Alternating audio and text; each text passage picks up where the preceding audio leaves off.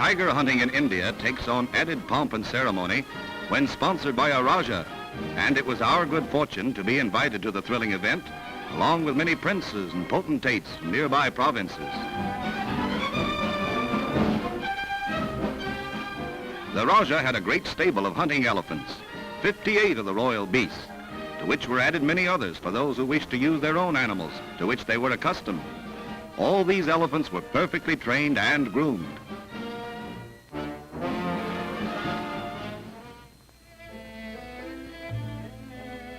The start was made near the edge of the Gir forest.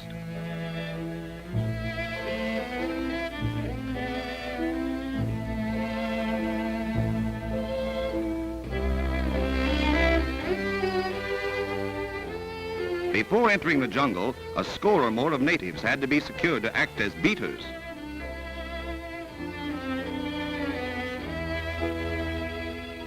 These beaters live in small native villages and are known as crows. They are religious thieves, and wickedness is their creed. A crow must do his evil deed each day, and in doing so, they hope to return to earth in the form of crows. Honest labor is a disgrace to these gentlemen.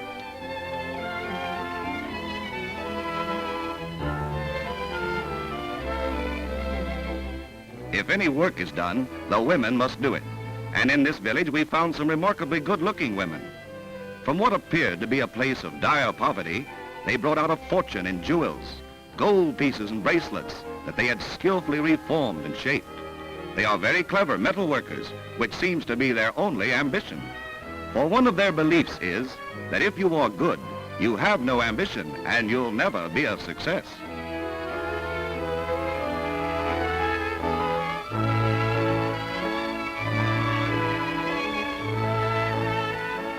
There is only one sin in the creed of the crow, that of getting caught in the act of crime.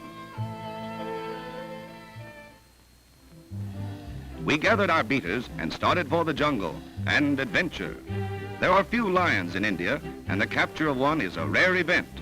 But crows had reported one having been seen in the vicinity a week before, so we had hopes of at least sighting him. Our sagacious elephants carefully picked their way through the tall weeds where footing was dangerous. They broke down trees and pushed away underbrush to make travel as easy as possible for their riders.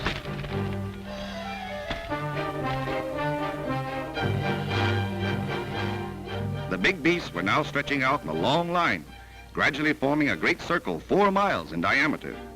Progress was slow because of the jungle grass, but at last, 2 striped monsters were sighted. On we went, hoping to drive the tigers into a dry riverbed, which formed a natural depression, and where it would be possible to capture them alive. Special instructions had been issued by the Raja that no tiger or lion be shot unless human life was endangered. The object of the hunt was to drive the big cat into a place where he might be trapped. Closer and closer we came to the worried beasts. In some places, the jungle grass was so tall that animals could sneak into cover unseen. Meanwhile, the crow beaters were shouting and using all sorts of noise-making devices as we neared the common center.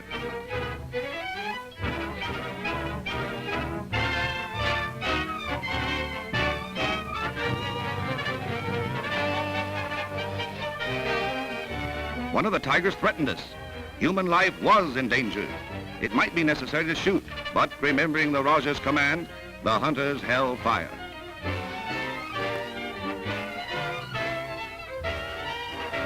Then came the maddened charging beast right at our cameraman.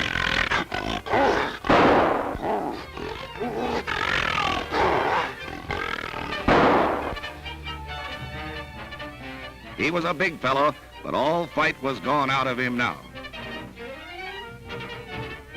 Soon the great circle of men and beasts had narrowed into a comparatively small area, in the center of which was the big pit.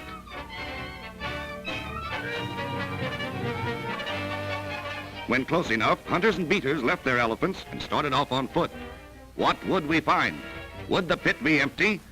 Would we bag a tiger or a lion?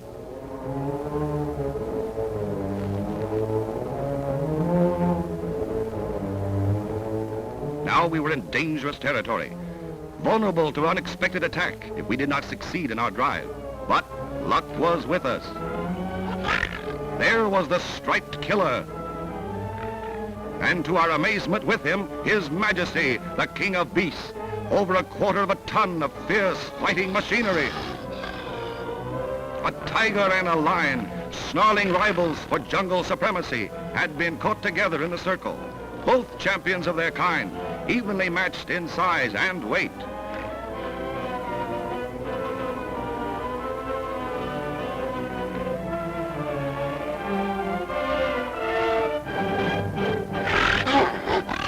The tiger's unexpected attack takes the lion by surprise. His Majesty's fury is aroused. The Indian lion fears nothing that lives. Only victory or defeat can stop him now.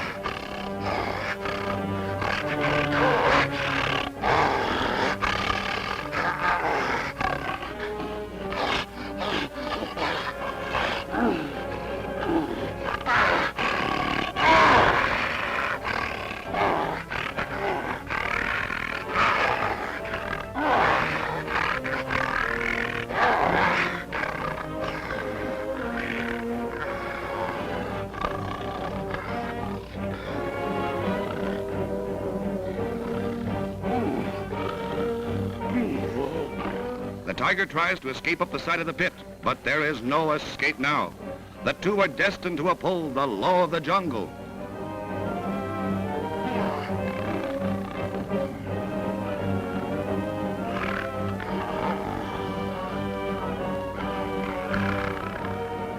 Then they meet in a fight to the finish.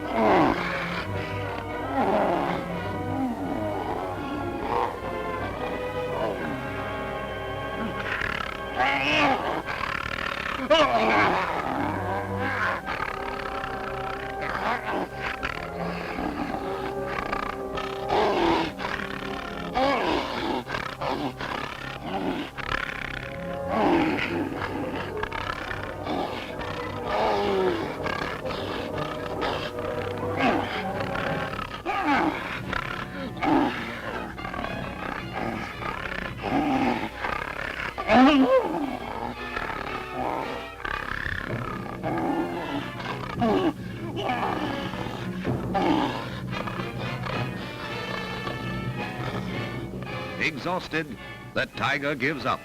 He has fought his best against the roaring monster.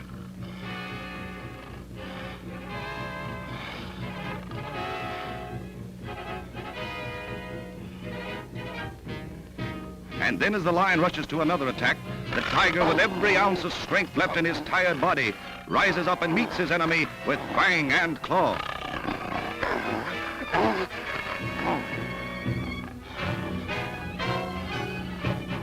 Hunters and crows alike had witnessed a tragedy seldom, if ever, seen by man before.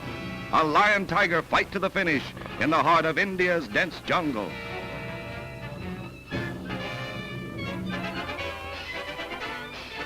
Because the tiger had put up such a splendid fight, the Rajah ordered him pulled out of the pit and caged so his wounds could be attended.